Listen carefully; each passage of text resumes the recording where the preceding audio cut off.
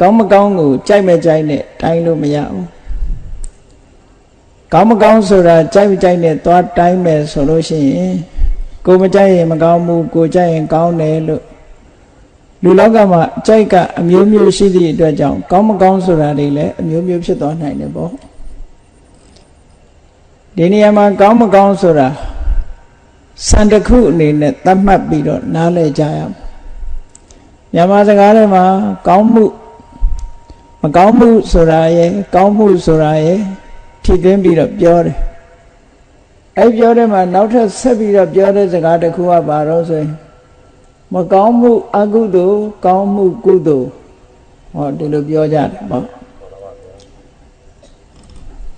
မြန်မာလူမျိုးတွေကကုသိုလ်ကောင်းမှုပြုပြီးတဲ့အခါမှာ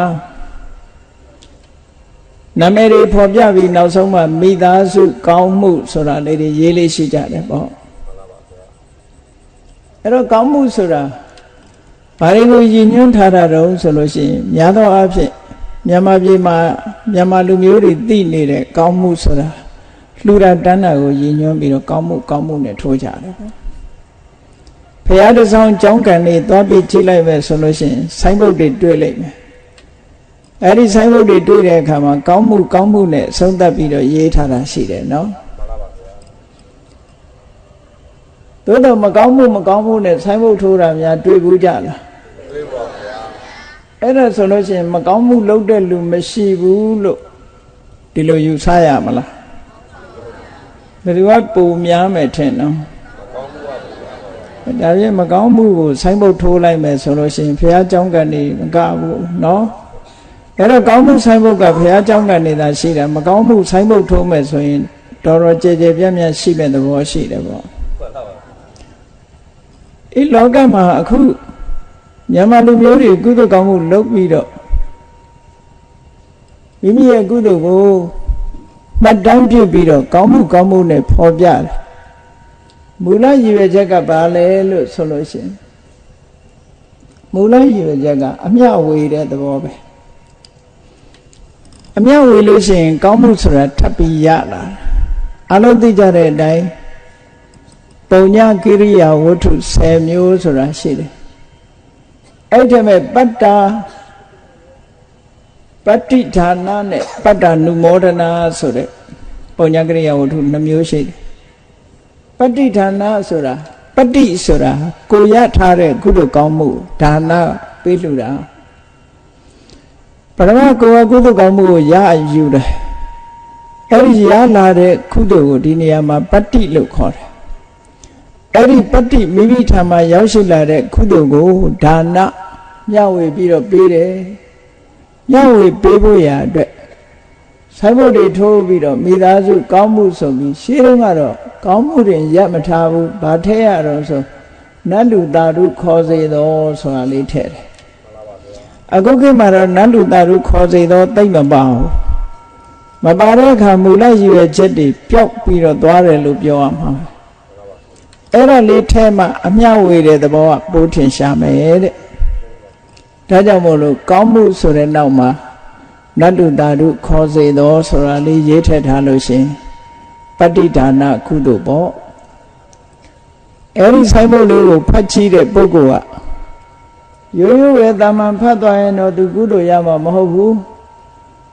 သူများလှူထားတဲ့ဆိုင်ဘုတ်ကလေးတွေဖတ်ပြီးတော့တာရုကုသိုလ်ကောင်းမှုတွေပြုကြတယ်သူတို့လှုပ်ထားတဲ့ကုသိုလ်တွေအလုံးတာရုခေါ်ပါတယ်ဆိုရင်ဖယားဖူးရင်ကုသိုလ်တွေအများကြီးရနိုင်တယ်ပေါ့ဒီတိုင်းသွားလို့ကတော့မရဘူးနော်ကုသိုလ်ဆိုတာယူတတ်မှရမယူတတ်ရင်မရဘူးတဲ့ဒါကြောင့်မို့ဒါလေးလည်းသတိထားဖို့ပေါ့မြန်မာပြည်မှာဖယားဖူးသွားကြတယ်ဖယားเจ้าကန်တွေသွားတိုင်းဆိုင်းဘုတ်ကလေးတွေတွေ့တယ်တွေ့ရင်ဆိုင်းဘုတ်တစ်ခုဖတ်တိုင်းသာဓုဆိုတာလေးခေါ်မိဖို့အရေးကြီးတယ်ပေါ့အဲ့ဒီလိုခေါ်လိုက်ရင်ကိုယ်မှာဘာကုသိုလ်ရတော့ဆိုပတ္တနုမောဒနာကုသိုလ်လို့ခေါ်တယ်သူများပေးဝေတဲ့ကုသိုလ်ကောင်းမှုကိုအနုမောဒနာဝမ်းမြောက်တယ်ဆိုတဲ့ကုသိုလ်ရအဲ့ဒီပတ္တနုမောဒနာကုသိုလ်ဆိုတာလေ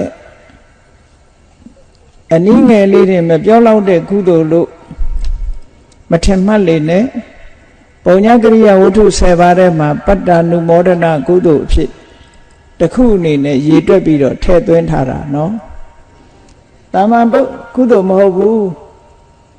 လူဘဝရနေရင်တော့လူရဲ့ချမ်းသာဒုက္ခတွေကိုလက်ခံရရှိနေသည့်အတွက်ကြောင့်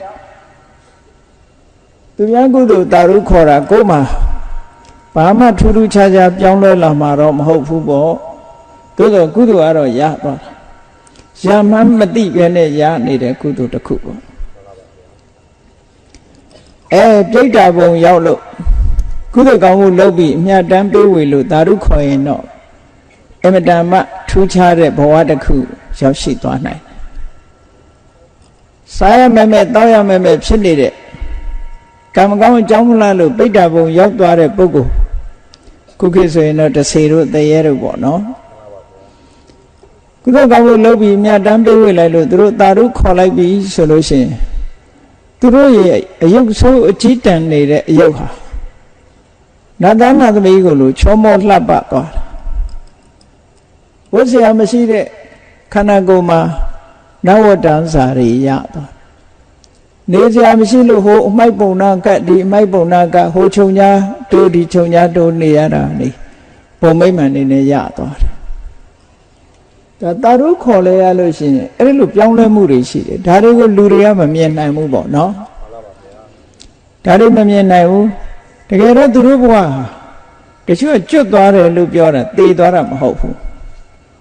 ကျွတ်သွားတယ်ဆိုတာဆင်းရဲဒုက္ခကနေလွတ်သွားပြီးတော့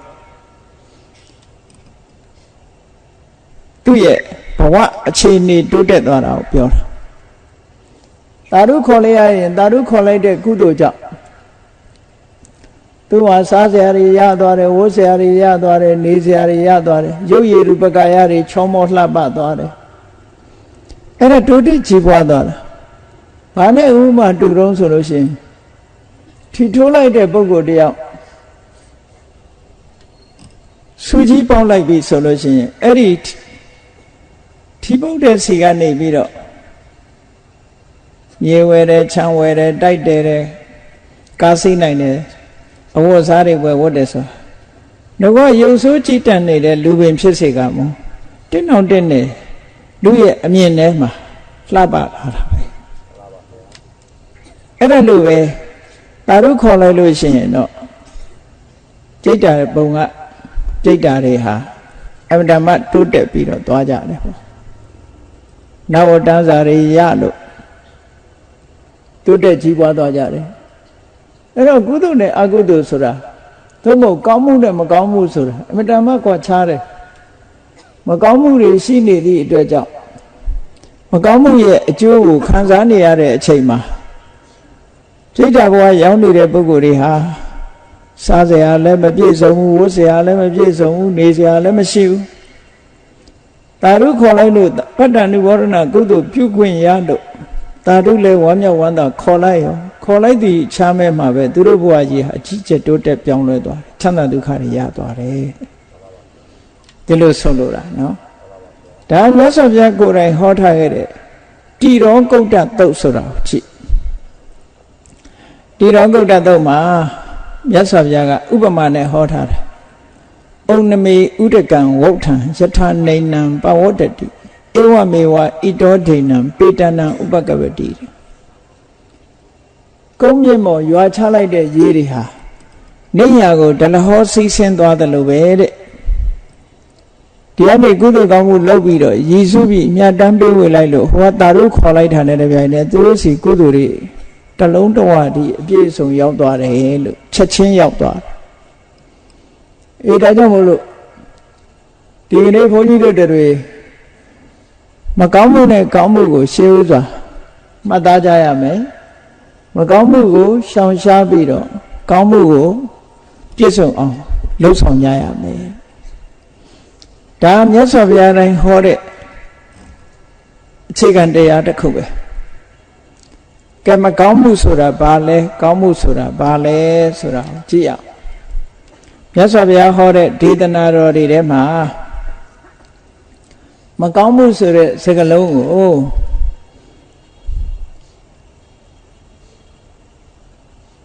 အတာဓုလို့အခါတစ်ခါသုံးတယ် တခါပါပလို့လည်းသုံးတယ်အကုသလလို့လည်းသုံးတယ်အပုံညလို့လည်းသုံးတယ်မကောင်းမှုတွေလူလောကမှာဒီစကားလုံးတွေကိုသုံးပြီးတော့မကောင်းကျိုးကိုဖြစ်စေတတ်တဲ့မကောင်းမှုတွေကိုဖော်ပြကိုမကြိုက်လို့မကောင်းတာမဟုတ်ဘူးတဘာဝကောမကောင်းတာအဲ့တော့မကောင်းတဲ့အချက်ဆိုတာရှုထောင့်နဲ့ကြည့်ရဘာဖြစ်လို့မကောင်းမှုလို့ပြောရတော့ဆိုတော့ဒေသနာတော်တစ်ခုမှမြတ်စွာဘုရားဟောထားတယ်နတ္တံကမ္မံကတံတာထုတဲ့ဒီမှုကမကောင်းဘူးတဲ့ဘာဖြစ်လို့မကောင်းတော့ဆိုရင်ယံကတ္တဝအနုတ္တပတ္တိလုတ်ပြီးလို့ရှင်စင်စစ်မပြတ်ပူပန်စေတတ်တယ်ဟောကိုလုတ်တဲ့အလုပ်ပေါ်မှာလုံးမိသွားပြီးတဲ့နောက်မှာစိတ်ဆင်းရဲမှုတွေကိုဖြစ်ပေါ်စေတတ်တဲ့အလုပ်ဟာမကောင်းတဲ့အလုပ်လို့မကောင်းမှုလို့သတ်မှတ်တယ်အဲ့တော့လူတိုင်းဟာမလွတ်တဲ့အလုပ်ကိုလုံးမိသွားပြီဆိုရင်စိတ်ဆင်းရဲမှုကိုကြုံစေတတ်တယ်ပေါ့ဒါကြောင့်မလို့မကောင်းမှုဆိုတာလုပ်ပြီးစိတ်ဆင်းရဲစေတတ်တဲ့အမှုမျိုးလို့ဒါလူတကာနားလည်အောင်မြတ်စွာဘုရားပြောဟောတာနောက်တစ်ခုကဘာတော့ဆိုယတအတုမုခောရောဒံဝိပါကံပဋိသေဝတိကိုလုပ်တဲ့မကောင်းမှုရဲ့အကျိုးကိုခံစားရတဲ့အခါမှာတဏှုမှုတယူယူနဲ့စိတ်မိတ်ပြီးတော့စိတ်ဆင်းရဲစွာခံစားရတယ်တဲ့ဟောဒီနှစ်ချက်နဲ့သတ်မှတ်ပြတာလုပ်ပြီးရင်လည်းပူပန်စေတတ်တယ်အကျိုးပေါ်လာတဲ့အခါမှာလည်းပဲငုံငုံယူယူနဲ့စိတ်မိတ်ပြီးတော့ခံရတယ်ဆိုတဲ့အလုပ်မျိုးဟာမကောင်းဘူးလို့ဒီလိုသတ်မှတ်တယ်အဲ့ဒီအမှုမျိုးဟာမကောင်းဘူးတဲ့ဒါကဒီရှုထောင့်ကနေတစ်ခါကြည့်တာနောက်တစ်ခုပါပဆိုတဲ့ရှုထောင့်ကကြည့်မယ်ဆိုလို့ရှိရင်မကောင်းမှုဆိုတာဘာလဲဒုက္ကတိပါပေတိတိပါပံအဲ့ဒီအလုပ်ကိုလုပ်မယ်ဆိုလို့ရှိရင်ဒုက္ခရောက်တဲ့ဘက်ကိုပို့ဆောင်ပေးတတ်တယ်တဲ့ဒုက္ခရောက်စေတတ်တယ်ဆိုတော့ရာဇဝမှုတစ်ခုပါဏာတိပါဒပဲဖြစ်ဖြစ်အရိဏဒါနပဲဖြစ်ဖြစ်လူတယောက်ဟာလူသားမှုကိုကျူးလွန်လိုက်ပြီဆိုတဲ့အချိန်မှာသို့မဟုတ်သူများဥစ္စာကိုခိုးယူလူရဲမှုကျူးလွန်လိုက်ပြီဆိုတဲ့အချိန်မှာအဲ့ဒီအချိန်ကနေစပြီးတော့သူဟာအိတ်ကောင်းရင်မအိပ်ရစားကောင်းရင်မစားအနေထားမျိုးဖြစ်သွားအဖန်စီခံရရမယ်ဆိုရင်နောက်ထပ်အကုသိုလ်တွေကဒုက္ခတွေကအမျိုးစုံလိုက်လာဒါလောကမှာတင်ခံရတာပဲကြည့်လေလောကမှာလည်းပဲအဖန်စီခံရမယ်အရိုက်နဲ့ခံရမယ်အချုပ်ထောင်ခံရမယ်ဟောမကောင်းမှုဆိုတဲ့အဓိပ္ပာယ်ကအဲ့ဒါပါပဆိုတဲ့အဓိပ္ပာယ်ပါပဆိုတာဒုက္ကတိပါပေတိတိပါပံအဲ့ဒီလိုအခြေအနေစိုးတစ်ခုကိုတွန်းပို့တဲ့အလုပ်မျိုးမှန်သမျှပါပလို့ပြောတာဘုရားကောင်းမှုလုပ်တဲ့ပုဂ္ဂိုလ်ဒီလိုအခြေအနေဆိုးရောက်သွားစရာအကြောင်းမရှိဘူးလေအခြေအနေဆိုးတစ်ခုရောက်သွားတယ်ဆိုတဲ့ကမဟုတ်တာလုပ်တဲ့မလုပ်တဲ့နာကိုလုပ်လို့ဒီလိုအခြေအနေဆိုးတစ်ခုရောက်သွားတာဒါကြောင့်မို့ပါပဆိုတဲ့အဓိပ္ပာယ်ကအခြေအနေဆိုးတစ်ခုတွန်းပို့တာဒါဒီဘဝမှာအခြေအနေဆိုးတစ်ခုတွန်းပို့လိုက်တယ်လို့နောက်တန်တရားဘဝဒုတိယဘဝမှာဘာတွေပို့နိုင်တော့ဆိုရင်ဟောတရိစ္ဆာန်ဘဝကိုရောက်အောင်ပို့လိုက်မယ်ပြိတ္တာဘဝကိုရောက်အောင်ပို့လိုက်မယ်ငရဲကြတော့အောင်ပို့လိုက်မယ်အားလုံးအခြေအနေဆိုးတွေကြီးပဲငရဲမှာဆိုရင်အလွန်ကြီးကျယ်တယ်ငရဲဒုက္ခအမှန်တမ်းကြီးတယ်လို့ရသော်ဗျာဟောတာငရဲဒုက္ခဘယ်လောက်ကြီးသလဲလို့မေးမယ်ဆိုလို့ရှိရင်ငရဲဒုက္ခရဲ့ကြီးပုံကိုမြတ်စွာဘုရားဥပမာနဲ့ပဲဟောထားတာရှိတယ်ကိုယ့်ကိုယ်ပဲစဉ်းစားကြည့်တော့ငရဲဒုက္ခရဲ့ကြီးပုံကိုမြတ်စွာဘုရားဥပမာပေးထားတယ်ရာဇောသားတစ်ယောက်ကိုအမိန့်ချမှတ်တယ်တဲ့မနေ့ပိုင်းမှာဒီကောင်ကိုပြစ်ထန်ခတ်တဲ့အနေနဲ့လှန်နဲ့အချက်တရာထိုးဆိုပြီးတော့အမိန့်ချမှတ်တယ်ကဲစဉ်းစားကြည့်တစ်ချက်တည်းမနာလာပေဘူးလားနာလာပါဗျာအဲ့ဒါအချက်တရာပြည့်အောင်ထိုးမယ်သို့မဟုတ်အချက်300ပြည့်အောင်ထိုးကဲမနေ့မှာအချက်300ပြည့်အောင်ထိုးမယ် မသေးသေးဘူးတဲ့နေ့လေကြတော့ထပ်ထိုးချက်300မသေးသေးဘူးညနေကြတော့ချက်300ထပ်ထိုးလမ်းနဲ့ထိုးတာနော်အနဲ့ထိုးတာတော့မခံနိုင်ဘူးကြည့်အဲ့ဒါလို့အချက်300နဲ့ဒီလိုအထိုးခံရတဲ့လူရဲ့ဒုက္ခနဲ့ငရဲဒုက္ခနဲ့နှိုင်းရှင်ကြည့်ပါတဲ့အမတမဆင်းရဲဒုက္ခရောက်မယ်အဲ့ဒီလှန်နဲ့အထိုးခံရတဲ့ဒုက္ခတွေပိုကြီးသေးတယ်တဲ့ငရဲဒုက္ခဒီလိုဆိုလိုတာနော်အဲ့တော့ငရဲဆိုတာမရောက်ဘူးတာတော့မဟုတ်ဘူးလူတွေမှာပြောကြတာလေမေ့ပင်အောက်ရောက်ရင်မေ့တယ်ဆိုတာလူတွေမှာမေ့တတ်တဲ့သဘောရှိတဲ့အခါကျမမှတ်မိသည့်အတွက်ကြောင့်မေ့သွားလို့ဒီလိုမေ့သွားအောင်ကလည်းပဲအဝိဇ္ဇာကလွှမ်းမိုးတယ်တဏှာနှောင်ကြိုးကနေပြီးတော့ချီနှောင်ထားတယ်အဝိဇ္ဇာကအမှောင်ချပြီးတော့တဏှာရဲ့သွေးဆောင်ဖြာရောက်မှုကြောင့်အဆိုးကိုအကောင်းထင်အဆိုးတွေကိုအကောင်းထင်ပြီးတော့လောကကြီးကိုပြောစရာလို့မြင်လာအောင်မိမိရဲ့တဏ္ဍာမှာရှိတဲ့သဘာဝတရားတွေကလွှမ်းမိုးပြီးတော့ထားတယ်အဲ့တော့ငရဲဒုက္ခဆိုတာအဲ့လောက်ထိအောင်ကြောက်စရာကောင်းတယ်လို့မြတ်စွာဘုရားဥပမာနဲ့ဟောတာအဲ့တော့အကုသိုလ်မကောင်းတဲ့အမှုကိုပြုလုပ်ပြီးဆိုလို့ရှိရင်အဲ့ဒါလိုအခြေအနေဆိုးကိုတွန်းပို့ကဲကိုမြင်ရတဲ့ဒုက္ခလေးတွေပဲစဉ်းစားကြည့်အားလုံးမြင်မှုတွေ့ဦးလိမ့်မယ်ကိုယ့်ကိုစာနာပြီးတော့ကိုချင်းစာတရားနဲ့စိတ်ထဲမှာဝင်စားကြည့်လူတွေနဲ့အနီးဆုံးဖြစ်တဲ့ချက်ကလေးတွေဝက်ကလေးတွေရဲ့ဘဝကိုစာနာကြည့်စမ်းပါချက်ကလေးတွေဆိုခြေထောက်တွေတုပ်ချင်းနဲ့ထက်ခုချင်းနဲ့တော့မထက်ဘူးတွဲလောင်းဆွဲပြီးတော့မော်တော်ဆိုင်ကယ်နောက်ကဆွဲသွားတာတို့စက်ဘိန်းနောက်ကတင်သွားတာတို့မြင်မှုကြပါလိမ့်မယ်အဲ့ဒီဒုက္ခကိုကဲကိုယ့်ကိုခံစားကြည့်စမ်းခြေထောက်နှစ်ဖက်တုပ်ပြီးတော့မော်တော်ဆိုင်ကယ်နောက်ကနေပြီးတော့များတင်သွားရင်ဘယ်လိုခံရမလဲအင်မတန်မှကြောက်စရာကောင်းတဲ့မြင်ကွင်းတစ်ခုပဲ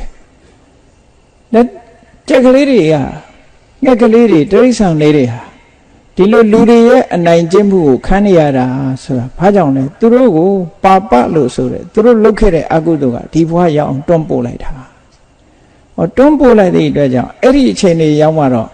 ဘယ်သူကလာပြီးတော့အကာအကွယ်ပေးတော့ဘယ်သူမှမပေးဘူးတဲ့အဲ့ဒါတွေကိုလူဖြစ်နေတဲ့အချိန်မှာစဉ်းစားဖို့လိုတယ်စဉ်းစားပြီးတော့အဲ့ဒီဘဝမျိုးမရောက်အောင်ဒီဘဝမျိုးကိုရောက်တဲ့အလုပ်ကိုလုပ်ရင်ရောက်သွားမှာပဲပါပဆိုတဲ့အကုသိုလ်တွေမိမိတို့ရဲ့တဏ္ဍာမှာဖြစ်မဲ့ဆိုရင်ဒီဘဝမျိုးရောက်မှာပဲမရောက်ဘဲမနေဘူးသူကပို့တာအဲ့တော့ဒီလမ်းကြောင်းပေါ်လျှောက်ရင်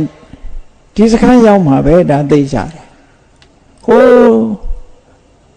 တန်နေမျိုးဘက်ကနေပြီးတော့၆တန်းပဲလာတဲ့လမ်းကြောင်းအတိုင်းလျှောက်လာလို့ရှိရင်မရောက်ပေဘူးလားရောက်ပါဘူးဒီလမ်းကြောင်းပေါ်ရောက်နေတာကို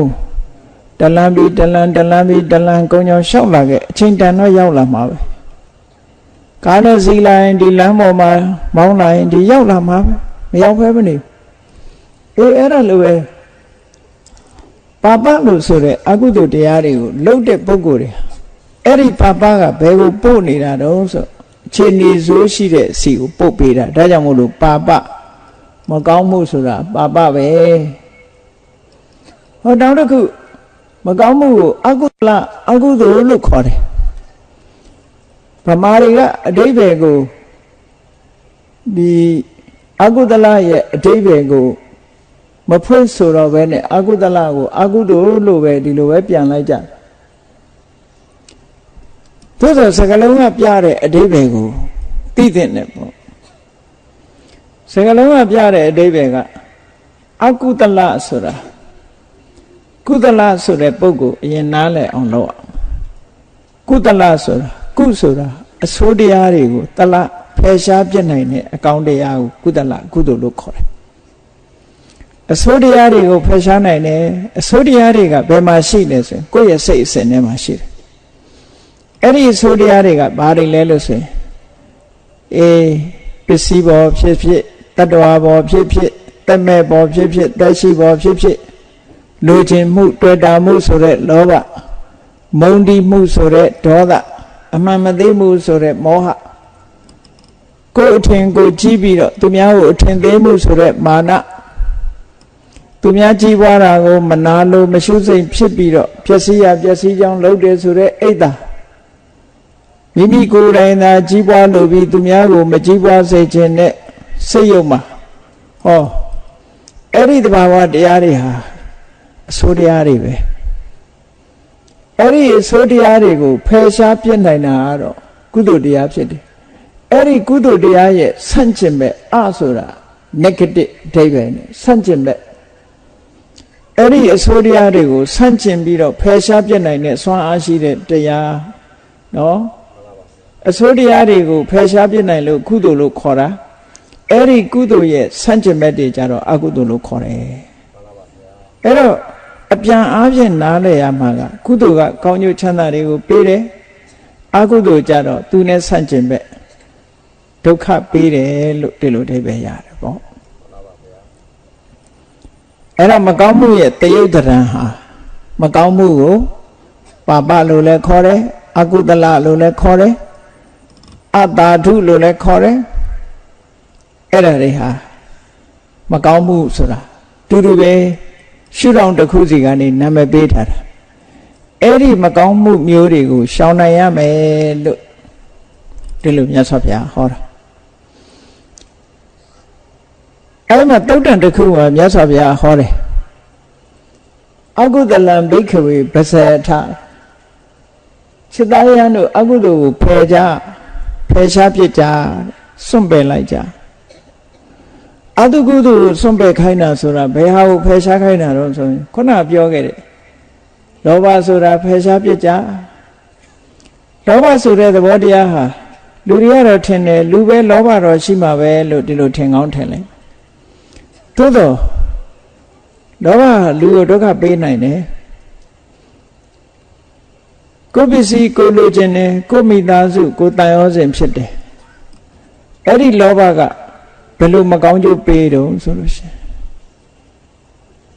ရင်လောဘရှိတဲ့အတွက်ဘာဖြစ်ရတော့ဆိုစိတ်ပူရတယ်ပေါ့တောကဆိုတဲ့အကျိုးကိုထုတ်လုပ်တယ်တွေ့တာမှုရှိတဲ့နေရာမှာတောကဆိုတာလာတာလေကိုမတွေ့တဲ့နေရာဆိုဘယ်သူမှမပူဘူးကိုမသိတဲ့လူအတွက်များပူတာရှိသေးလားရှိပါဗျာကိုပစ္စည်းကိုမိသားစုကိုယ်တိုင်ဆိုလို့ရှိရင်လူတွေကစိတ်ပူကြတယ်လေကိုလည်းစိတ်ပူတာပဲတစုံတစ်ခုဖြစ်တော့မယ်ဆိုရင်မဟုတ်တာဖြစ်တော့မယ်မဖြစ်ချင်တာဖြစ်တော့မယ်ဆိုစိတ်ပူတယ်ဖြစ်သွားရင်လည်းစိတ်ပူတယ်မိသားစုတွေကမဟုတ်တာဖြစ်မယ်တစုံတစ်ခုယောဂဖြစ်မယ်ဆိုစိတ်ပူတယ်အလုံးဟာအခြေအနေကောင်းနေမှာမကောင်းရင်စိတ်ပူစရာတွေဖြစ်တာသို့တော့ကိုမသိတဲ့လူတွေအတွက်စိတ်ပူတာဆိုတာမရှိဘူးလေကိုမပိုင်တဲ့ပစ္စည်းဥစ္စာအတွက်လည်းစိတ်ပူတာမရှိဘူးကိုပိုင်တာဆိုလို့ရှိရင်တဲပုတ်ကလေးပဲဖြစ်ဖြစ်စိတ်ပူမှာပဲကိုမပိုင်ဘူးဆိုရင်တိုက်ကြီးအတွက်လည်းစိတ်မပူဘူးဘာဖြစ်လို့တော့ဆိုလောဘရှိတဲ့နေရာမှာတောကဆိုတာလာတာတဲ့တဏှာရှိမှတောကဆိုတာလာတာတဏှာမရှိရင်တောကမလာဘူးအဲ့ဒီကလေးကလောဘရှိတာကောင်းလားမကောင်းလားတဏှာရှိတာကောင်းလားမကောင်းလားဆိုဒီဘဝနဲ့မကောင်းဘူးဆိုတာထင်ရှားတယ်လေအနည်းဆုံးစိတ်ပူစေတယ်အဲ့ဒီလောဘဟာမိပြလို့ပဲမထိန်ချုပ်ဘူးဆိုလို့ရှိရင်ကိုယ်ပစ္စည်းလိုချင်တဲ့လောဘကနေပြီးတော့သူများပစ္စည်းပါလိုချင်တဲ့လောဘဖြစ်လာအဲ့ဒီခါကျရင်ရာဇဝမှုကိုကျူးလွန်တယ်ရာဇဝမှုတစ်ခုကျူးလွန်လာပြီဆိုရင်ပို့ပြီးတော့ဆိုးရတဲ့အခြေအနေတစ်ခုဖန်တီးသွားနိုင်တယ်ပေါ့ဒါကြောင့်မို့လို့ခုနကတာမန်အခြေအနေကတောကကိုဖြစ်ပွားစေပြီးတော့အမှန်တရားပြင်းထန်လာလို့ရှိရင်တော့သူများပစ္စည်းကိုယ်ပစ္စည်းဖြစ်အောင်လုပ်မှုဆိုတာနဲ့ခိုးမှုတွေလူရဲမှုတွေတိုက်ခိုက်မှုတွေလောကမှာဖြစ်ပေါ်နေတာလောဘရဲ့လက်သည်တွေပဲမဟုတ်လားသူ့ရဲ့လက်ချက်တွေလေလောဘမရှိဘူးဆိုရင်ဒီလူတွေကလူရဲတိုက်ခိုက်တယ်ဆိုတာလုပ်ပါမလားမလုပ်ဘူးဒါကြောင့်မို့လို့လောကမှာရာဇဝမှုတွေဖြစ်နေတာဆိုတာဒီလောဘကြောင့်ဖြစ်တာတွေအများကြီးပဲပေါ့ နောက်တစ်ခုကြည့်အောင်မလားဒေါသဆိုတာလေအစိုးတရားတစ်ခုပဲဒေါသရှိရင်စိတ်ချမ်းသာမှုစိတ်အေးမြမှုဟာစိတ်ဆိုးလိုက်တာနဲ့တပြိုင်နက်ဆုံးရှုံးသွားအကြာကြီးစောင့်စရာမလိုဘူးအခုစိတ်ဆိုးအခုစိတ်ချမ်းသာမှုဟာဆုံးရှုံးသွားကြည့်လေဒေါသကသူဖြစ်လိုက်တာနဲ့လူတွေဟာသူ့အရှိန်တက်လာလေလေဟုတ်လားဒေါသဖြစ်လာတဲ့လူတယောက်ဟာကိုယ်ရည်သားတွေဆက်ဆက်တုံလာတယ်မျက်နှာတွေနီးလာတယ်ပါးစပ်ကမဟုတ်တန်းတရားတွေရုပ်ရုပ်မာတွေထွက်လာတယ်လက်ကလည်းပဲလက်ပါလာတယ်တတ်မဲ့ဖြတ်မဲ့တွေဖြစ်လာတယ်ဟောမထိန်ချုပ်နိုင်ဘူးဆိုရင်နောက်ဆုံးမှာလောကမှာလူသားမှုတွေတို့ဘာတို့ကျူးလွန်လာပြီဆိုလို့ရှိရင်ပြဿနာတိတွေပိုတက်လာတာပေါ့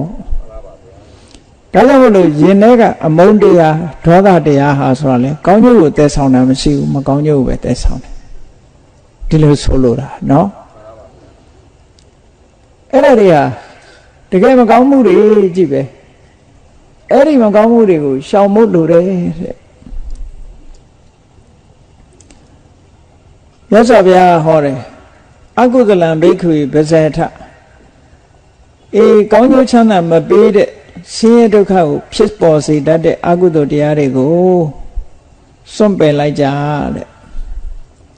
ဒါပြန်စွန့်ပယ်လို့ရသလားလို့ဆိုရတယ်စွန့်ပယ်လို့ရတယ်စွန့်ပယ်လို့ရလို့ဘုရားကစွန့်ပယ်ကြလို့ဟောတာတဲ့မရရင်မဟောဘူးတဲ့ဟုတ်တာပေါ့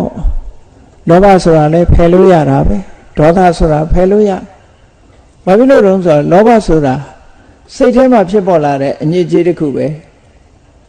စိတ်ကိုဖယ်ရမှာမဟုတ်ဘူးလောဘကိုဖယ်ရမှာဆိုတော့သူအဝတ်တိတ်ကလေးအဝတ်ဖြူဖြူလေးဝတ်ထားတယ်အဲ့ဒီအဝတ်ဖြူဖြူလေးပေါ်မှာ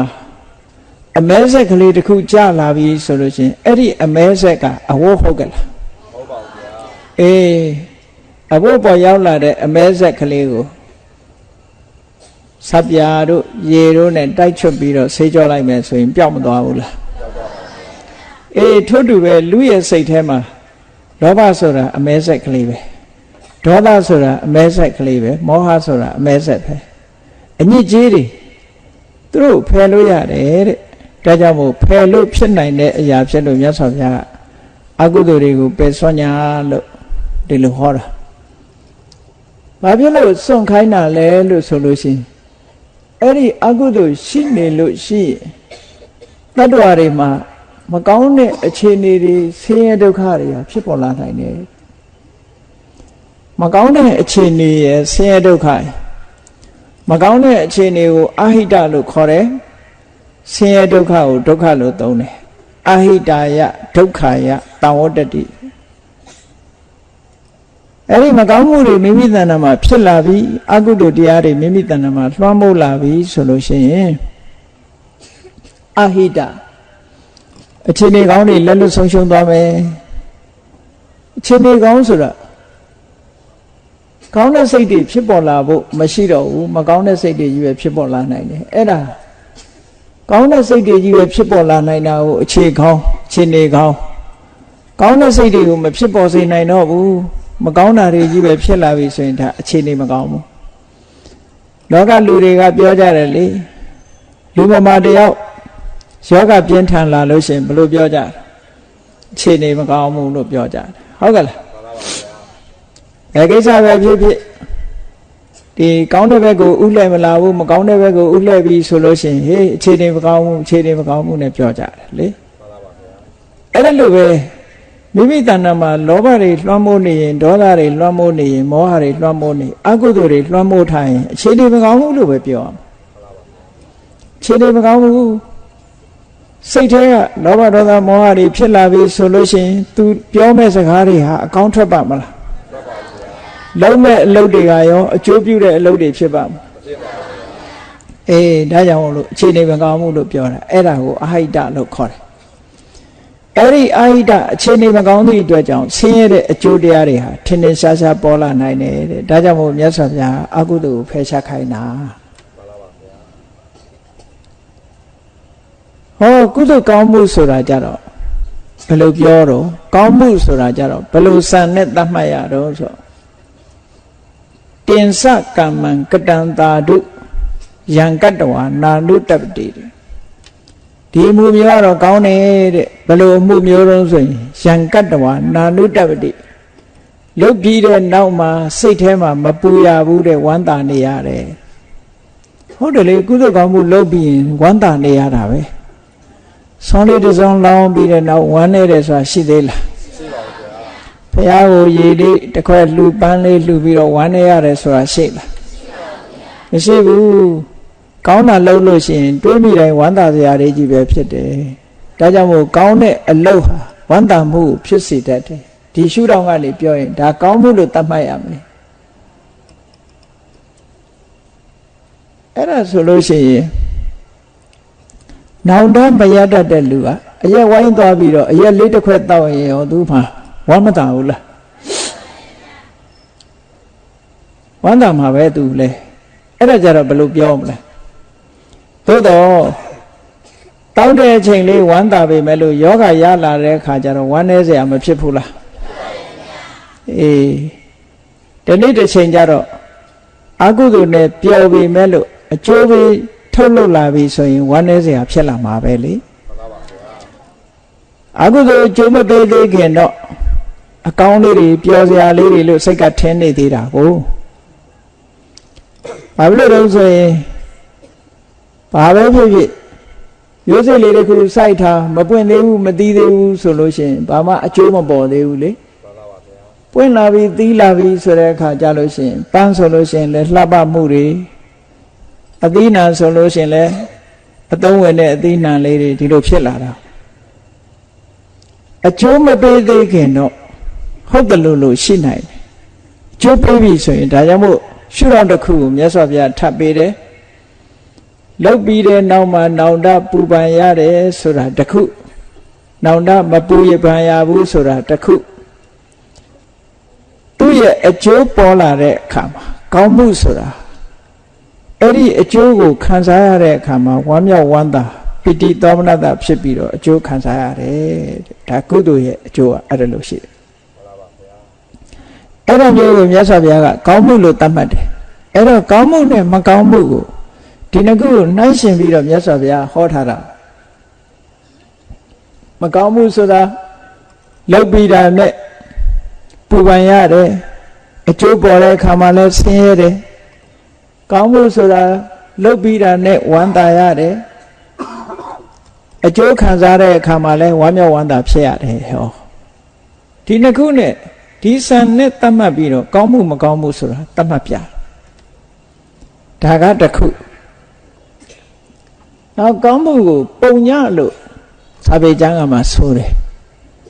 ပုံညဆိုတာဘာလို့ဆိုရင်ပုဏ္ဏတိသောတေတိတိပုံညဘဝတစ်ခုဟာဖြူစင်တောက်ပြောင်လောင်အောင်လုပ်ပေးနိုင်တယ်လို့မဲညစ်သွားစေတဲ့ထာကအကုသိုလ်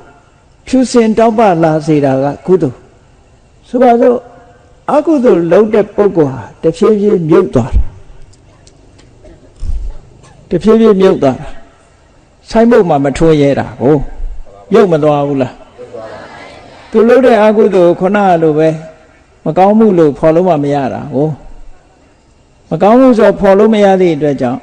အကုသိုလ်လုပ်တဲ့ပုဂ္ဂိုလ်ဟာမြုပ်ကွယ်ပြီးတော့လုပ်ရတယ်လို့ပဲလူကလည်းပဲတဖြည်းဖြည်းမြုပ်သွားတယ်ဘာနဲ့တူတော့ဆိုရင်တွင်းတူတဲ့လူနဲ့တူတယ်တွင်းနဲ့လေအောက်ရောက်သွားလေတွင်းနဲ့လေအောက်ရောက်သွားလေပဲအကုသိုလ်လုပ်တဲ့ပုဂ္ဂိုလ်ကလည်းမြုပ်သွားတယ်မြုပ်သွားရုံနဲ့မကဘူးလူယုတ်ကလည်းနှိမ့်ကျသွားတယ်တဖြည်းဖြည်းအမြဲတမ်းကြက်တတ်တဲ့ပုဂ္ဂိုလ်ရဲ့မျက်နှာကြက်မျက်နှာဖြစ်လာတယ်တော်တော်များများပြောကြဝတ်တတ်တဲ့ပုဂ္ဂိုလ်ရဲ့မျက်နှာကလည်းဝက်မျက်နှာကြီးဖြစ်လာတတ်တယ်တဲ့အဲ့တော့ကြက်မျက်နှာဝက်မျက်နှာဆိုတာချစ်စရာကောင်းလားမုန်းစရာကောင်းလားအဲ့ဒီအသွင်တရံရောက်သွားတာပဲမကောင်းတာလုပ်ရင်မကောင်းတဲ့အသွင်တရံတွေပေါ်လာတာနွားတိုင်ရင်နွားမျက်နှာပဲဖြစ်သွားမှာပဲဟုတ်ကဲ့လားမှန်ပါပါဗျာတဖြည်းဖြည်းမြုပ်သွားတာလူလောကထဲမှာတောက်ပြောင်မှုမရှိဘူးထင်ရှားပေါ်လွင်မှုမရှိတော့ဘူးလူရမဝင်တော့ဘူးတဖြည်းဖြည်းနဲ့အကုသိုလ်လုပ်တဲ့ပုဂ္ဂိုလ်ဟာတဖြည်းဖြည်းနဲ့လူရမဝင်ပဲဒါဒီဘဝတွင်ဖြစ်တာကိုပြောတာနော်မှန်ပါပါဗျာ လူယုတ်ကလည်းတဖြည်းဖြည်းမွဲချောင်းပြီးတော့မကောင်းတဲ့ဘဝရောက်သွားပြီးနောက်ဆုံးကြတော့တည်ဆုံးသွားတဲ့အခါမှာလည်းအပယ်ငရဲကိုမြုပ်ဆင်းသွားတယ်တဲ့ဘယ်တော့မှပေါ်တက်လာမှာမဟုတ်ဘူးလူပြည်လူလောကမှာတထေးဆိုတဲ့နာမည်နဲ့လည်းပေါ်တက်လာမှာမဟုတ်ဘူးတကြွယ်ဆိုတဲ့နာမည်နဲ့လည်းပေါ်တက်လာမှာမဟုတ်ဘူးသူတော်ကောင်းဆိုတဲ့အနေနဲ့လည်းပေါ်တက်လာမှာမဟုတ်ဘူးဖရာယဟန္တာဖြစ်ပြီးတော့လည်းပေါ်တက်လာမှာမဟုတ်ဘူးဆုံးဆုံးမြုပ်သွားမှာပဲဟုတ်ကဲ့လားအေးဒါကြောင့်မို့လို့ပုံညဆိုတဲ့ကုသိုလ်ကောင်းမှုကြတော့အဲ့လိုမဟုတ်ဘူးတဲ့ကုသိုလ်ကောင်းမှုလုပ်တဲ့ပုဂ္ဂိုလ်ဟာရုပ်ရည်ရူပကာယကလည်းတိုးတက်လာတယ်တိုးတက်လာရင်မကဘူးအမည်နာမကလည်းပဲထင်ရှားလာတယ်ပေါ်လွင်လာတယ်ကောင်းတာလုပ်တဲ့ပုဂ္ဂိုလ်တွေဟာအမည်နာမလည်းထင်ရှားပေါ်လွင်လာပြီးတော့လူရည်ရုပ်ကလည်းပို့ပြီးတော့တိုးတက်လာတယ်ဟောကုသိုလ်ကောင်းမှုတွေကြောင့်နောက်ဘဝရောက်တဲ့အခါကျတော့ဘုံမိမ္မာကြီးတွေနဲ့ဒီလိုနေရတယ်လူဖြစ်တဲ့အခါမှာလည်းအစင်တန်းမြင့်တဲ့လူဖြစ်တယ်လူချမ်းသာကြီးတွေဖြစ်တယ်နတ်ဖြစ်တော့လည်းပဲတကိုးရှိတဲ့နတ်ဖြစ်တယ်ဗြဟ္မာဖြစ်တော့လည်းအလွန်ထက်တန်းကြတဲ့ဗြဟ္မာဖြစ်တယ်ဘယ်ရောက်သူကသူ့ရဲ့ကုသိုလ်အရှိန်ကြောင့်သူကတောက်ပြောင်နေတာပဲအမြဲတမ်းအဲ့ဒါကိုဆိုလိုတယ်ပုံညဆိုတာအဲ့လိုတောက်ပြောင်တဲ့ဘဝကိုရောက်စေတတ်လို့ပုံညလို့ပြောတာတဲ့ပုဏ္ဏတိသောတေတိနှိမ့်ကြတဲ့ဘဝတစ်ခုကနေပြီးတော့ဖြူစင်တောက်ပြောင်တဲ့ဘဝတစ်ခုရောက်စေနိုင်တယ်အဲ့ဒါကောင်းမှုပဲလို့ဒီလိုဆိုတာနော်ကုသလကုသိုလ်ကောင်းမှုကိုကုသိုလ်လို့လဲဆိုတယ်အဲ့ဒါကုသလဆိုတဲ့အဓိပ္ပာယ်ကတော့ခုနပြောခဲ့ပြီးသားတဲ့မှာကုဆိုတာအဆိုးတရားတွေအကုသိုလ်တွေကိုတလဖယ်ရှားပြစ်နိုင်တဲ့စွမ်းရည်တတ္တိရှိတယ်ဘယ်လိုဖယ်ရှားတာတော့ဆိုလို့ရှိရင်လောဘကိုအလောဘကဖယ်ရှားပြစ်နိုင်တယ်ဒေါသကိုအဒေါသကဖယ်ရှားပြစ်နိုင်တယ်မောဟကိုအမောဟကဖယ်ရှားပြစ်တယ်ဟောအလောဘဖြစ်လာလို့ရှိရင်လောဘဟာဖယ်ရှားပြီးသားဖြစ်တယ်အလောဘဆိုတာလောဘမရှိုံတတ်တတ်ကိုအလောဘခေါ်တာမဟုတ်ဘူးလောဘကိုဖယ်ရှားပြစ်နိုင်တဲ့စွမ်းအားရှိတယ်အဲ့ဒါလည်းအဘိဓမ္မာသဘာဝနဲ့ကြည့်မယ်ဆိုလို့ရှိရင်အလောဘကလည်းစွမ်းရည်တတ္တိတွေအမျိုးမျိုးရှိတယ်လောဘကလည်းစွမ်းရည်တတ္တိတွေအမျိုးမျိုးရှိတယ်ပေါ့ဝိပဿနာဉာဏ်နဲ့ရှင်တဲ့သဘာဝတရားတွေကိုသိတဲ့ဝိပဿနာဉာဏ်နဲ့ရှင်တဲ့အလောဘကသင်္ခါရတရားတွေပေါ်မှာတွေ့တာတတ်တဲ့လောဘကိုဖယ်ရှားပြစ်တယ်တည်ငါအဖြစ်ဖယ်ရှားပြစ်တယ်တည်ငါဆိုတာအခိုက်အတန့်ဖယ်ရှားပြစ်နိုင်တယ်တဖန်အဲ့ဒီအလောဘဆိုတဲ့သဘာဝတရားသည်သောတပတ္တိမက်စိတ်နဲ့ရှင်တွဲလာတဲ့အခါကျတော့အပေကိုချနိုင်တဲ့လောဘကိုဖယ်ရှားပြစ်တယ်အပေရောက်စေတဲ့လောဘကိုဖယ်ရှားပြစ်တယ်တခါတဂရကံဖြစ်လာလို့ရှိရင်အပေကျစေတဲ့လောဘပြင်းထန်လာတဲ့လောဘအဖြစ်နည်းသွားအောင်အားပြော့စေတယ်ကြံတဲ့အပေမကြစေနိုင်တဲ့လောဘကိုတောင်မဲ့ထပ်ပြီးတော့အားပြော့သွားစေတယ်အနာဂါမိမဲ့နဲ့ရှင်တဲ့အလောဘကြတော့ကာမဂုဏ်အာယုန်တွေကိုတတ်မဲ့တဲ့လောဘကာမဘုံတွေမှာတွေ့တာမှုဆိုတဲ့လောဘအဲ့ဒါတွေကိုဖယ်ရှားပြစ်နိုင်တယ်တခါအရတ္တမနဲ့ရှင်တွဲလာတဲ့အလောဘကြတော့လောဘမှန်သမျှအကုန်လုံးတခုမကြအောင်ဖယ်ရှားပြစ်နိုင်တယ်လို့ဟောဒီလိုအဆင့်ဆင့်ဖယ်ရှားသွားတာလို့ဒီလိုမှတ်ရနော်အဲ့လိုတစ်ဆင့်ဆင့်ဖယ်ရှားသွားတာအဲ့ဒါကြောင့်မို့လို့ကုသလကုသိုလ်ဆိုတာအဆိုးတရားတွေကိုဖယ်ရှားနိုင်တာသူ့ဟာနဲ့သူဖယ်ရှားသွားတယ်အမောင်ကိုဘာနဲ့ဖယ်ရှားတာတုံးဆိုအလင်းနဲ့ဖယ်ရှားတာလေအမောင်ကိုအလင်းနဲ့ဖယ်ရှားတယ်လို့ပဲအလောဘလောဘကိုအလောဘနဲ့ဖယ်ရှားထို့တူပဲဒေါသကိုဒေါသဆိုတဲ့အဆိုးတရားကိုအဒေါသဆိုတဲ့ကုသိုလ်နဲ့ဖယ်ရှားရမယ်အဲ့ဒီမှာလည်းစဉ်းစားကြည့်ဒီအဒေါသကလည်းအစဉ်စဉ်ရှိတယ်မေတ္တာလို့ခေါ်တဲ့အဒေါသရှိတယ်နောက်ဝိပဿနာကျင့်စဉ်တစ်ခုကိုကျင့်လို့ သင်္ခါရတွေပေါ်မှာမုန်းတီးခြင်းဆိုတာကင်းတယ်နောက်သောတာပတ္တိမက်နဲ့ရှင်တွဲလာတဲ့အာရောဓရှိတယ်တဂရဂါမိမက်နဲ့ရှင်တွဲလာတဲ့အာရောဓရှိတယ်အနာဂါမိမက်နဲ့ရှင်တွဲလာတဲ့အာရောဓရှိတယ်အရဟတမက်နဲ့ရှင်တွဲလာတဲ့အာရောဓရှိတယ်မေတ္တာလို့ဆိုတဲ့မေတ္တာနဲ့ရှင်တွဲလာတဲ့အာရောဓကြတော့ကြည့်တာမန်အမုန်းတရားတွေကိုဖယ်ရှားပြစ်လာနိုင်ဝိပဿနာဉာဏ်နဲ့ရှင်တွဲလာတဲ့အာရောဓကြတော့သင်္ခါရတရားတွေအပေါ်မှာစိတ်တူခြင်းမုန်းတီးခြင်းဆိုတဲ့အဋ္ဌာဏကောပလိုဟာမျိုးအဲ့ဒါမျိုးကိုဖယ်ရှားပြစ်နိုင်တယ်သောတာပတ္တိမက်နဲ့ရှင်တွဲလာတဲ့အာရောဓကအပေကိုကြစေတတ်တဲ့ဒေါသကိုဖယ်ရှားပြစ်တယ်တခါတခါမိမဲ့ကြတော့ဒေါသကိုအပြော့သွားစေတယ်အနာဂါမိမဲ့ကြတော့လုံးဝအနာဂါမိမဲ့နဲ့ရှင်တဲ့အာရောဓကြတော့ဒေါသမှန်သမျှကိုလုံးဝဖယ်ရှားပြစ်လိုက်တယ်အရဟတမဲ့ကြတော့ထပ်မှန်ပြီးတော့ဖယ်ရှားစရာမရှိဘူးနော်တဂရဂါမိအနာဂါမိမဲ့ဖယ်ရှားလိုက်တာနဲ့ဒေါသဆိုတာဟာအဲ့ဒီမှာတင်အဆက်ပြတ်သွားတယ်လုံးဝကင်းရှင်းသွားပြီအရဟတမဲ့ဖြစ်တယ်ဆိုကင်းတဲ့ပိုကင်းသွားပြီပေါ့ပို့ပြီးတော့ဒေါသတွေရှင်းတဲ့ရှင်းသွားပြီအငွေ့အသက်တောင်မကြအောင်ဖယ်ရှားလိုက်နိုင်တယ်လို့ဒီလိုဆိုတာတခါမောဟဆိုတဲ့ဒီအစိုးတရားကိုအမောဟဆိုတဲ့ကုသိုလ်တရားကဖယ်ရှားတယ်အစင်းစင်ပဲဖယ်ရှားတာပဲတာမန်အခုလိုတရားနာလို့သိလာတဲ့အသိလေးကဘယ်လိုအသိတုံးဆိုကုသိုလ်မှန်သိတယ်အကုသိုလ်မှန်သိတယ်ကောင်းမှုမှန်သိတယ်မကောင်းမှုမှန်သိတယ်ဆိုတဲ့အမောဟဆိုတဲ့အသိဉာဏ်လေးဟာနော်မသိဘူးဆိုတဲ့မောဟကိုဖယ်ရှားလိုက်တယ်သိတာနဲ့မသိတာကြောချင်းကပ်နေတာလေအခုသိလိုက်တာနဲ့တပြိုင်တည်းမသိတာပျောက်မသွားဘူးလားအေးကောင်းမှုမကောင်းမှုကိုသိလာတယ်ကုသိုလ်အကုသိုလ်ကိုသိလာတယ်ဟောသိလိုက်တာဟာမသိတာကိုအခုချိန်မှာဖယ်ရှားပြီးသားဖြစ်သွားတယ်တခါဝိပဿနာဉာဏ်နဲ့ရှင်တဲ့အမောဟအသိဉာဏ်ကြတော့ဘာတွေကိုဖယ်ရှားတော့ဆိုသင်္ခါရတရားဆိုတဲ့ယုတ်တရားနံတရားတွေဟာမမြဲပါလားဆိုတာသိလာတယ်ဖြစ်ပြီးရင်ပြတ်သွားတယ်ဆိုတဲ့သဘောတွေကိုမြင်လာတယ်ဖြစ်ပြီးပြတ်သွားမှုတွေကအမြဲတမ်းအနှောက်အယှက်ပေးနေလို့ဒုက္ခဆိုတာမြင်လာတယ်မိမိရဲ့အလိုဆန္ဒအတိုင်းဘာတစ်ခုမှမဖြစ်ဘူးဆိုတာမြင်လာတယ်ဟောအနိစ္စဒုက္ခအနတ္တဆိုတဲ့သဘောတရားတွေကိုမြင်လာပြီဆိုလို့ရှင်အဲ့ဒီအနိစ္စဒုက္ခအနတ္တတွေအရင်ကမမြင်ခဲ့တာဝိပဿနာဉာဏ်နဲ့ရှင်တဲ့အမောဟကမမြင်အောင်ကာကွယ်ထားတဲ့မောဟတွေကိုဖယ်ရှားလိုက်တာပဲလေသူကတခါသောတာပတ္တိမနဲ့ရှင်းလာတဲ့အမောဟအသိဉာဏ်ကြတော့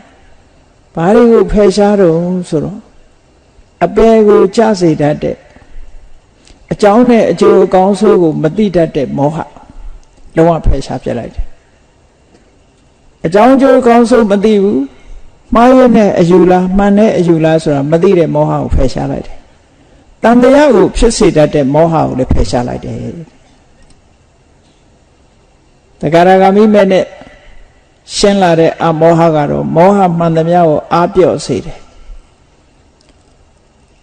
အနာဂါမိမဲ့နဲ့ရှင်းတဲ့အမောဟကကာမရာဂဗျာပါဒနဲ့ပတ်သက်ပြီးတော့ဖြစ်ပေါ်လာတဲ့မောဟတရားတွေကိုထပ်မံပြီးတော့ဖယ်ရှားပစ်တယ်အရဟတမေနဲ့ရှင်တဲ့အမောဟကတော့မောဟမှန်သမျှအလုံးကိုဖယ်ရှားပစ်လိုက်တယ်အမှန်တရားကိုဖုံးကွယ်နေတဲ့မောဟမှန်သမျှအဝိဇ္ဇာမှန်သမျှဟာအရဟတမေနဲ့ရှင်းလိုက်တာအလုံးကုန်သွားတယ်ဟောလို့အစင့်စစ်ကုသိုလ်တရားတွေအကုသိုလ်တရားကိုဖယ်ရှားပစ်နိုင်တယ်ဒါကြောင့်မို့လို့ရသော်ဘုရားကကုသလံဘိက္ခဝေဘာဝေထစိတ္တယဟန်တို့ကုသိုလ်ကိုမိမိတဏ္ဍာမှာဖြစ်စေကြတိုးပွားအောင်လုပ်ကြလို့ဒီလိုဟောတာဘာဝေထဆိုတာဖြစ်စေတာရဲ့တိုးအောင်လုပ်တာဒီနှစ်ခုယူပါကိုယ်တဏ္ဍာမှာအာလောဘမဖြစ်သေးဘူးဆိုရင်ဖြစ်အောင်လုပ်ရမယ်အာဒေါသမဖြစ်သေးဘူးဆိုရင်ဖြစ်အောင်လုပ်ရမယ်အာမောဟမဖြစ်သေးဘူးဆိုရင်ဖြစ်အောင်လုပ်ရမယ် ဖြစ်လာပြီးလို့ရှိရင်ဖြစ်ရုံနဲ့မကျင်နိုင်ရဘူးတိုးအောင်ကြိုးစားရအောင်အရှိန်နေကောင်းတဲ့ကောင်းလောက်ဆိုပါစို့တာမန်အလောဘတစ်ခုကနေပြီးတော့ဝိပဿနာဉာဏ်နဲ့ရှင်းလာတဲ့အလောဘဖြစ်အောင်တိုးတက်အောင်မြင့်တင်ပေးရဝိပဿနာဉာဏ်နဲ့ရှင်းတဲ့အလောဘကိုသောတာပတိမေနဲ့ရှင်းတဲ့အလောဘမျိုးဖြစ်လာအောင်မြင့်တင်ပေးရတဂရဂါမိမေနဲ့ရှင်းတဲ့အလောဘမျိုးဖြစ်အောင်အနာဂါမိမေနဲ့ရှင်တဲ့အလောဘမျိုးဖြစ်အောင်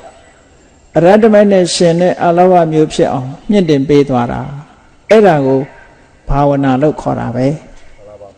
ဒါကြောင့်မို့မြတ်စွာဘုရားကုသလံဘိက္ခွေဘာဝေထจิตသားယဟန်တို့ကုသိုလ်ကို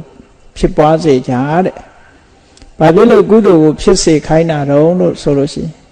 အဲ့လိုတိုးမြင့်လို့ရစေသလားရနိုင်သလားဆိုရနိုင်တယ်ဒါကြောင့်မို့မြတ်စွာဘုရားဖြစ်ပွားစေကြဘာကြောင့်ဖြစ်ပွားစေဖို့တိုက်တွန်းရလဲလို့ဆိုရင်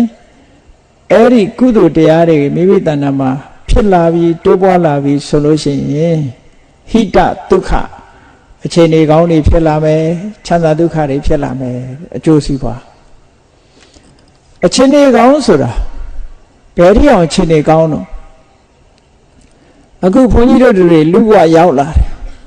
လူဘဝရောက်လာတာဒါအခြေအနေကောင်းတယ်လို့ခေါ်ဘာဖြစ်လို့အခြေအနေကောင်းတာလို့ဆိုလူဘဝတကယ်လမ်းဆုံးကြီးကိုရောက်လာနတ်ပြည်သွားခြင်းသလားလူပြည်ကသွားလို့ရတယ်ဗြဟ္မပြည်သွားခြင်းသလားလူပြည်ကသွားလို့ရဘာဖြစ်ချင်တယ်လဲ32ပုံတည်းကကောင်းတဲ့ပုံတွေဟုတ်လားဗြဟ္မပြည်26ပုံနဲ့ဘယ်ပုံတွေကိုသွားခြင်းတယ်လဲဘယ်ပုံကိုသွားခြင်းလူပြည်ကနေပြီးတော့ဥတ္တိပြီးလှုပ်ရှားလို့ရတယ်ပေါ့လမ်းခုလက်ကိုရောက်နေဒါအခြေအနေကောင်းတယ်လို့ခေါ်တာလေလူပြည်မှာကုသိုလ်ပြုခွင့်ရတယ်ဒါနကောင်းမှုလုပ်ခွင့်ရတယ်သီလဆောက်တည်ခွင့်ရတယ်ကမ္မထံတရားအထုတ်ခွင့်ရတယ်ဒါအခြေအနေကောင်းပဲအခြေအနေကောင်းလေးတွေကအခြေအနေကောင်းတွေကြုံတွေ့နေတာကိုကအသုံးမချဘူးဆိုလို့ရှိရင်ဒီအခြေအနေကောင်းဟာအများတန်းရှိနေမှာမဟုတ်ဘူးလောကမှာကြည့်လေအရှိလောကရကနေမင်းကြီးပေါ်လာတယ်နေဝင်အချိန်မှာပဲအလင်းအောင်ဆိုတာရနိုင်တယ်လုံးဆရာရှိတာအလင်းအောင်ရှိတော့လုံးဝမောင်းလာမှလုံးလို့မရတာတွေအများကြီးရှိတယ်ပေါ့အေးနေထွက်လို့အရင်အလင်းရလာတဲ့အချိန်နေမဝင်ခင်ဒါအခြေအနေကောင်းလို့ခေါ်တယ်အဲ့ဒီအခြေအနေကောင်းရှိနေတဲ့အချိန်မှာလုံးလိုက်ကြရတယ်ဆိုလို့ရှိရင်အများကြီးတန်ဖိုးရှိတာပေါ့စဉ်းစားပြီးတော့ကြည့်ဒါကလူတွေဟာဘဝတစ်ခုကိုဖြတ်တန်းနေကြတာဘာနဲ့ဥပမာတူတော့ဆိုရင်အရှိလောကရကနေထွက်လာတယ်ကိုယ်ဘဝလူဘဝရောက်လာတဲ့အချိန်မှာအရှိလောကရကနေထွက်လာတာ ਨੇ တူတယ်ဒီနေကြီးကတဖြည်းဖြည်းမြင်လာပြီးနောက်ဆုံးကြတော့ဝင်းကျိန်ဆိုတာမရှိဘူးလားရှိပါပါဗျာရှိလာတယ်အေးလောကလူသားတွေဘဝခရီးကိုရှောက်လန်းနေကြတဲ့အခါမှာကိုရှောက်လန်းတဲ့လမ်းခရီးအမတန်မှအန္တရာယ်များတယ်အလင်းအောင်ရှိတုံးမှာအန္တရာယ်တွေကိုကြီးဆောင်ပြီးတော့သွားရမှာနေထွက်နေတဲ့အချိန်မှာဆိုတာဘုရားသာသနာပွင့်နေတဲ့အချိန်နဲ့တူတယ်ပေါ့ဘုရားသာသနာပွင့်နေတဲ့အချိန်မှာဘဝဆိုတဲ့ကန္တာရာခရီးကြီးကိုရှောက်တဲ့အခါမှာအေးအိုခြင်းဆိုတဲ့ဆင်းရဲဆိုတာလာလိုက်ပဲနာခြင်းဆိုတဲ့ဆင်းရဲဆိုတာလာလိုက်ပဲသိခြင်းဆိုတဲ့ဆင်းရဲလာလိုက်မယ်လို့မသိရဘူးလားအေးဖရာတရားတော်တွေလို့ဆိုတဲ့နေမင်းကြီးအလင်းအောင်ပေးထားသည့်အတွက်ကြောင့်ဒါတွေမြင်ရတယ်တခြားဘေးကအန္တရာယ်တွေရှိသေးတယ်မကောင်းတာတွေလုပ်လို့ရှိရင်အပင်ငရဲကြနိုင်တယ်ပြိတ္တာဖြစ်နိုင်တယ်တိရစ္ဆာန်ဖြစ်နိုင်တယ်ငရဲရောက်နိုင်တယ်ဟောဒါတွေလည်းသိရှိရဟောနောက်ဆုံးကြတော့သာသနာကွယ်သွားပြီဆိုတဲ့အချိန်မှာနေဝင်သွားတာနဲ့အလားတန်တူတယ်ခရီးကလည်းမဆုံးသေးဘူးနေရာလည်းဝင်သွားပြီဘာမှလည်းမမြင်ရတော့ဘူးလမ်းတောင်မှပဲချောင်းရှိသလားကျင်းရှိသလားဆူရှိသလားခလုတ်ရှိသလားဆိုမမြင်ရနေကလည်းဝင်နေပြီသွားရမယ့်ခရီးကလည်းအဝေးကြီးကြံသေးတယ်တန်တရာခရီးဆိုတာအဝေးကြီးပဲသွားကြရအောင်ပဲနေဝင်တော့ကနေရှိတော့ကဘုရားသာသနာတော်နဲ့ကြုံတွေ့တဲ့အခါမှာဒီခရီးကိုပေါက်အောင်မလျှောက်ခဲ့ဘူးအမတ်တမဲ့နဲ့ကုန်းလာ နေဝင်ချိန်မှာလည်းခရီးရှည်ကြီးသွားရမယ်ဆိုတဲ့လူတယောက်ရဲ့ဘဝအခြေအနေကိုဆင်ញင်သုံးသပ်ကြည့်စမ်းပါဘလောက်ဆိုးရင်စရာကောင်းတယ်လေပေါ့အဲ့တော့တန်တရားထဲမှာလည်းဘုန်းကြီးတို့တွေဟာရလာတဲ့လူဘဝလေးမှာအချိန်တိုင်းနဲ့ဘုရားသာသနာပွင့်ပြီးတော့အလင်းအောင်ရှိနေတဲ့အချိန်မှာအချိန်တိုင်းနဲ့လှုပ်တဲ့လှုပ်ထိုက်တာတွေကိုလောက်ရမလုပ်ဘူးဆိုလို့ရှိရင်အလုပ်တွေအများကြီးကြံပြီးတော့သာသနာလဲကွယ်တော့မယ်ဆိုတဲ့အချိန်မှာအမှောင်ကြီးတန်းတော့မယ်အချိန်မှာရှေ့ကိုခီးဆက်ဖို့ဆိုတာအလွန်တရာခက်တယ်ပေါ့အေးဒါကြောင့်မို့လို့ဘုရားသာသနာတော်နဲ့ကြုံတဲ့အချိန်မှာအတိအကျများများရအောင်အချိန်ရှိခိုက်လုံလဆိုင်ပြီးကြိုးစားအထောက်ကြရမှာဒါကြောင့်မို့ရှေးဥစွာကောင်းမှုကိုဆိုတာကိုသိအောင်ကြိုးစားရမယ်မကောင်းမှုဆိုတာသိအောင်ကြိုးစားရမယ်ကောင်းမှုဆိုတာဘာမကောင်းမှုဆိုတာဘာကုသိုလ်ဆိုတာဘာအကုသိုလ်ဆိုတာဘာ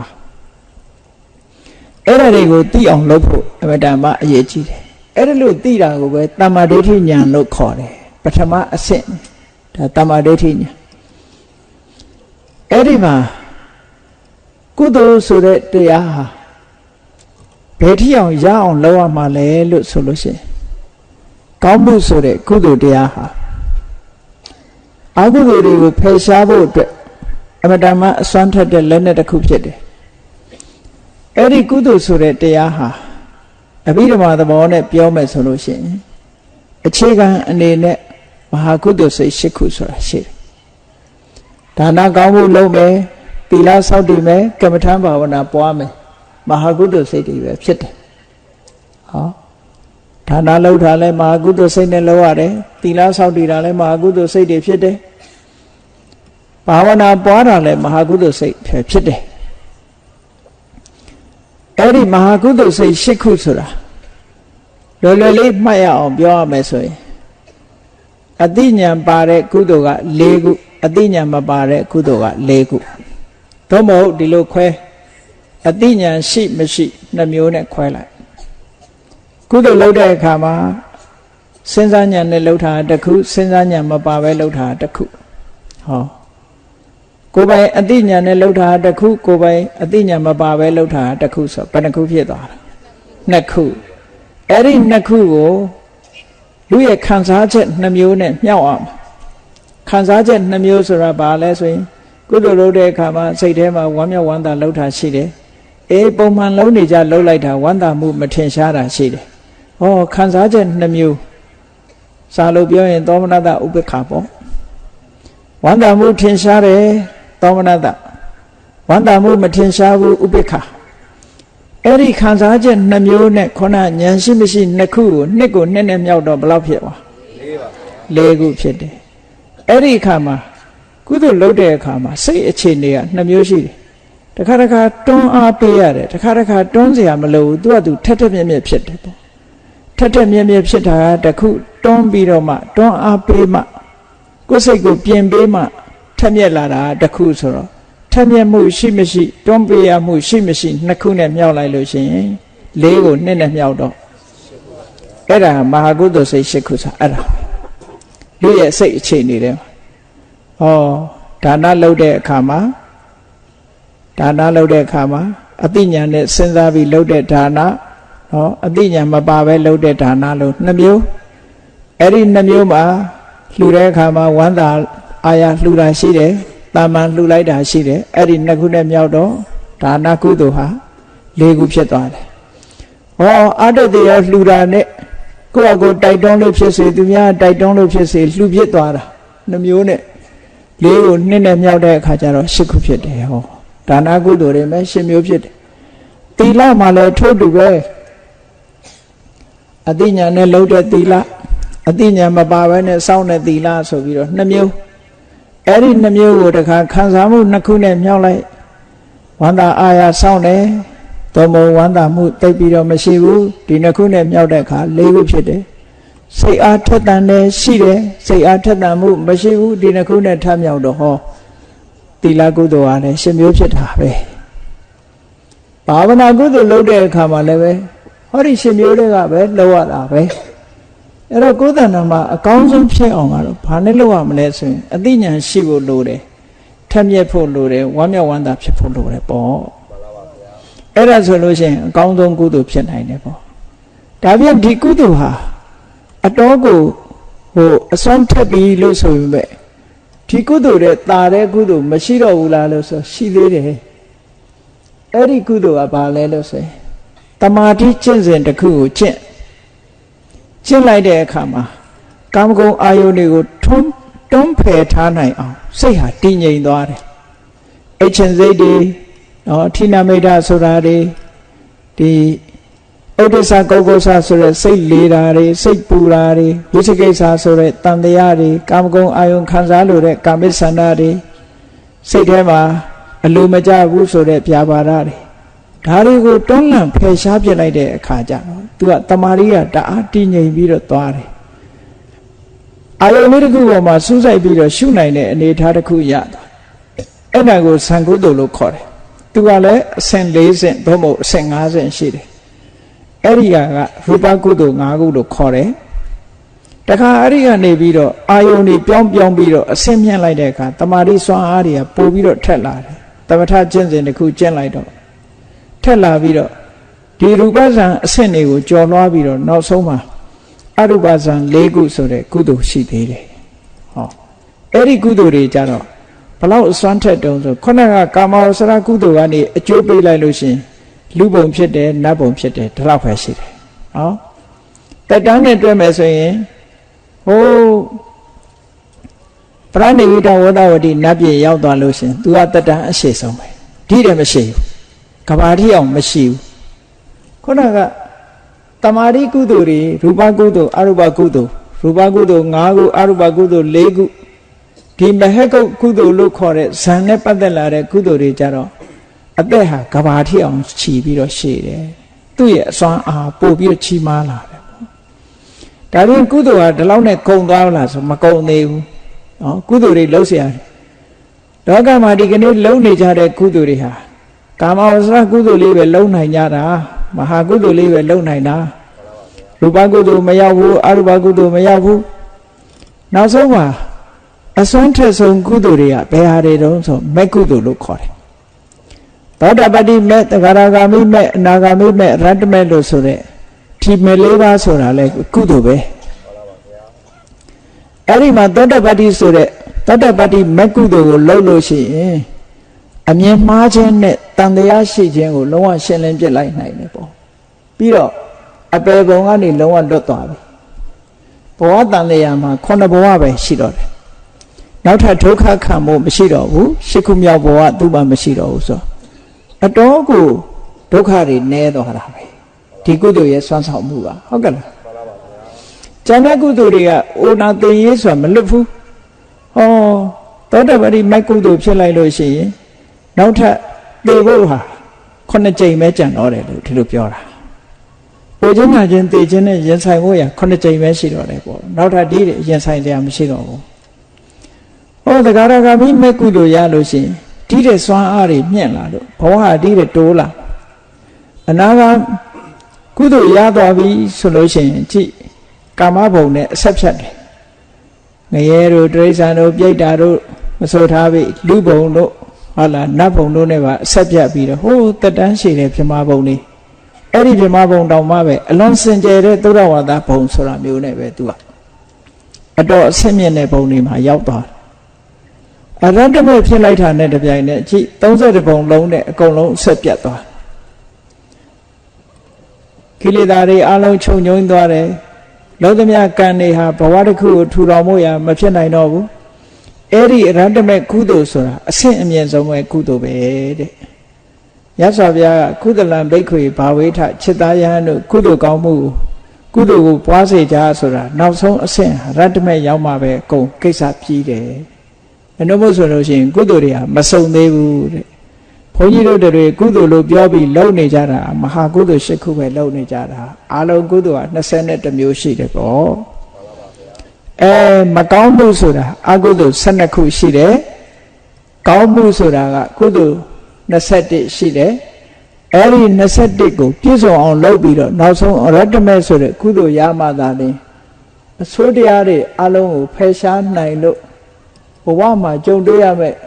ဒုက္ခတွေအလုံးချုပ်ငြိမ်းမှာဖြစ်တယ်ဆိုတာကိုသ သဘောပေါက်နားလည်ပြီးတော့တို့တွေဟာလှုပ်ရှားတွေအများကြီးရှိသေးတယ်တန်တရားခရီးလျှောက်လန်းတဲ့အခါမှာဘုရားသာသနာဆိုတဲ့နေမင်းကြီးထွန်းလင်းနေတဲ့အချိန်သာလင်းကုသိုလ်ဆိုတာသိခွင့်ရတယ်အကုသိုလ်ဆိုတာသိခွင့်ရတယ်ကောင်းမှုမကောင်းမှုကိုခွဲခြားသိခွင့်ရတယ်ကောင်းမှုမကောင်းမှုကိုလည်းကြိုးစားလှုပ်ဆောင်ခွင့်ရတယ်လို့အချိန်ရှိခိုက်လုံးလဆိုင်ဖို့ရာတို့ရဲ့တာဝန်ဖြစ်တယ်လို့ကိုစီသဘောကျပြီးတော့မကောင်းမှုမှန်သမျှကိုရှောင်ရှားကောင်းမှုမှန်သမျှကိုဆောင်ထားကြပြီးနောက်ဆုံးမှာအရတ္တမေကုသိုလ်ကိုအရာယူပါဒုက္ခခသိမ့်ချုပ်ငြိမ်းရမှမြတ်နိဗ္ဗာန်သို့လင်းမြန်စွာကိုစီကိုငါမျက်မှောက်ပြုနိုင်ကြပါစေ